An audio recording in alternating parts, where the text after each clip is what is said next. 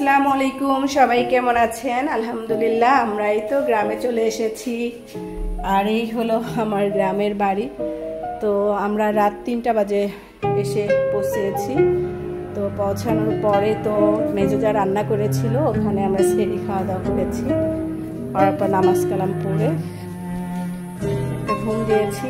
আর ঘুম দিয়ে উঠে তো টুকটাক কাজকর্ম শুরু করে দিয়েছি। তো এই যে আমার বাড়িঘর সব কিছুই মাশাআল্লাহ দিলে পরিষ্কার পরিচ্ছন্ন আছে, সব কিছু পরিষ্কার করে রাখা হয়েছে। তো এখন এই যে ঈদের যে বাজার করে এনেছি সেগুলো গুছাতে হবে। আর কাপড় চোপড় মোটামুটি করে গুছানো কমপ্লিট।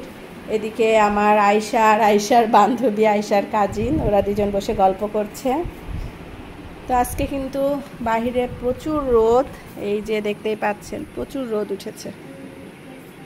আর বেশি একটা কষ্ট হচ্ছে না, কেননা আমার এই পাশের যে কর্নারের রুমটা সেটা কিন্তু মোটামুটিভাবে ঠান্ডা আছে, সেই জন্য আর বেশি একটা সমস্যা হচ্ছে না। আর এই পাশটাতে আমরা একটু এসে বসে থাকি। তো একটু বাহিরের রোদ দেখালাম।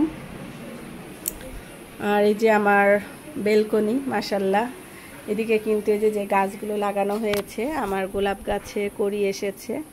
তো এই গাছগুলো ভালোই আছে। অনেক শীতের সময় এসে গাছগুলো লাগানো হয়েছিল, এখনও আছে। আর মেয়েদের লাগেজের কাপড় এখনও ওঠানো হয়নি।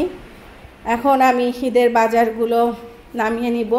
তো তার আগে আমি ঢাকা থেকে কিছু ডিম এনেছি, মানে এই ডিমগুলো অনেক ডিম কেনা হয়েছিল, প্রায় 100টার মতো ডিম আনা হয়েছিল। তো সেগুলো আর ঢাকায় রেখে আসিনি।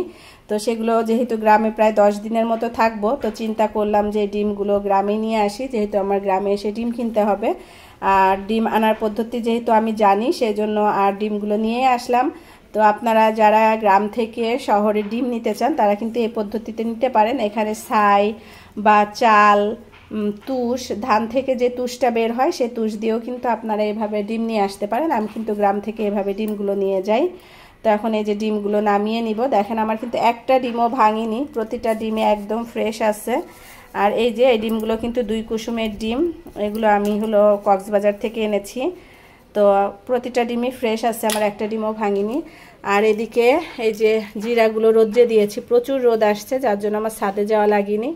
এখানে এই যে জিরাগুলো রোদ্রে দিয়ে দিয়েছি। আর এই তো কিছু মশলাও রোদ্রে দিয়েছি। তো এই তো সব কিছু এখন নামিয়ে গুছিয়ে নিব। আর আজকের মতো ছোট্ট একটা ভিডিও আপনাদের সাথে শেয়ার করলাম, আশা করি আপনাদের ভালো লাগবে। আর ভালো লাগলে অবশ্যই আমার এই পেজটা ফলো করে আমার পাশে থাকবেন, আর লাইক দিতে অবশ্যই ভুলবেন না।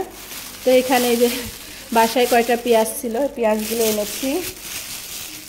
তো সব কিছু এখন নামিয়ে রাখতে হবে।